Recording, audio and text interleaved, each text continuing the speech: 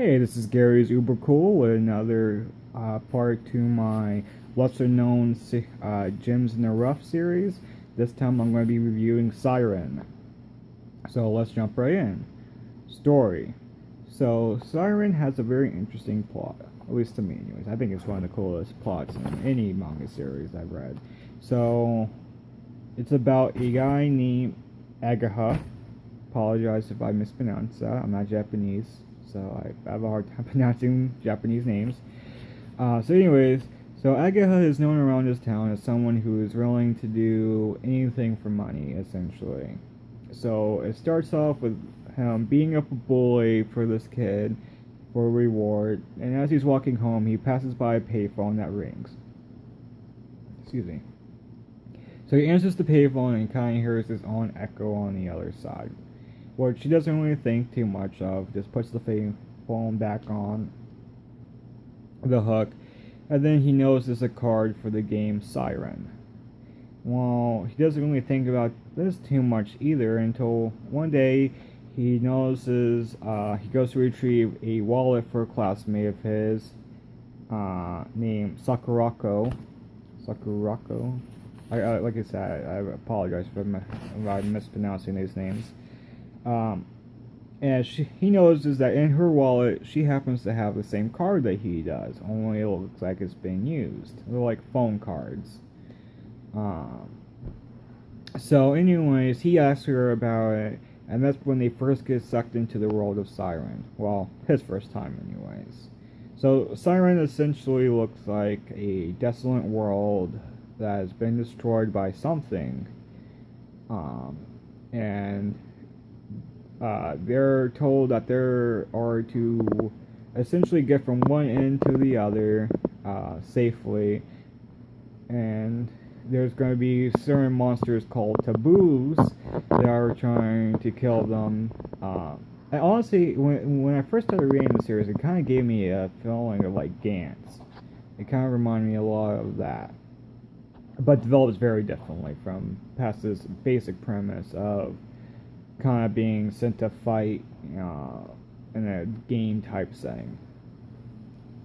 So anyways, from there, I almost spoiled too much of the story, but it becomes about, you find out that the more time they spend in Psyren is actually unlocking psychic potentials in them, and you find out that the world of Psyren is actually our world a decade in the future that has been destroyed by something. And so essentially the characters are traveling back and forth through time. And like I said, they start gaining psychic abilities, they start training these psychic abilities to learn how to defend themselves.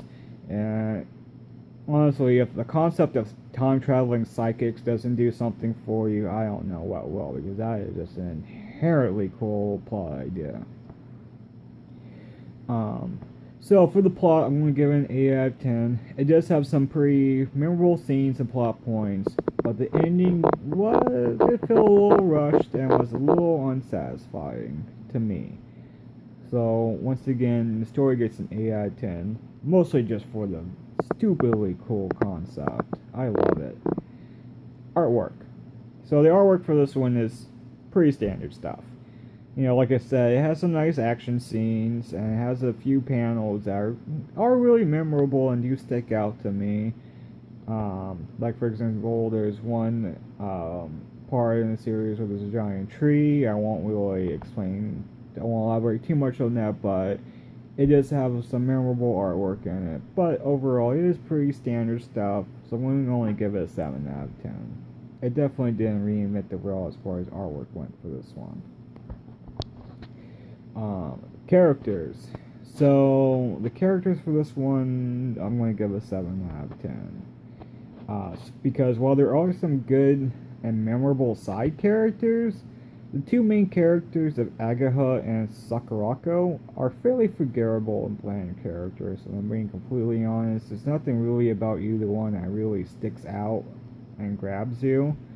And really is the weakest point of the series.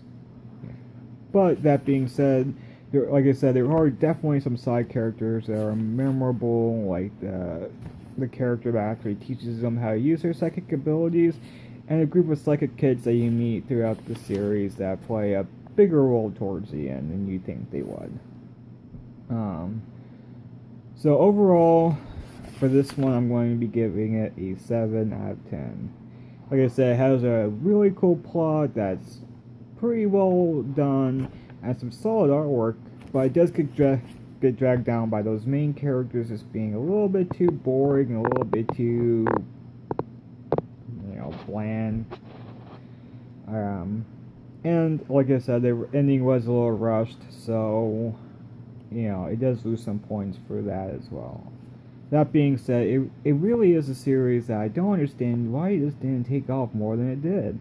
I mean, it was in a mainstream manga magazine in Shonen Jump, like that's the standard one, and it was in that one. And yet, whenever I hear fans talk about their favorite shonen series, they never talk about this one for whatever reason. Maybe the characters are just too forgettable. Maybe the artwork was just too standard.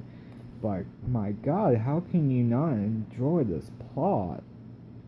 That being said, though, it is one series I would like to see a continuation of, or maybe a new anime series for it. That would really help revitalize the interest in this one, because I mean, it's not even that old of a series. It ended in 2010. That's, as far as manga go, that's really not that long ago. That's only 8 years. So, hopefully, this one does get some more appreciation in the future. Because, like I said, it is one that I would like to see, like a sequel for, or something. Some kind of continuation for it would be awesome. Maybe a movie, an animated movie would be really cool. Or just an anime, period. This one was supposed to be getting an anime, I remember a few years back, and just never happened. So, hopefully something changes with this one. That being said, that's going to be it for this review. This is a little shorter than I like to do, but there really wasn't too much to cover on this one. So, adios until the next video.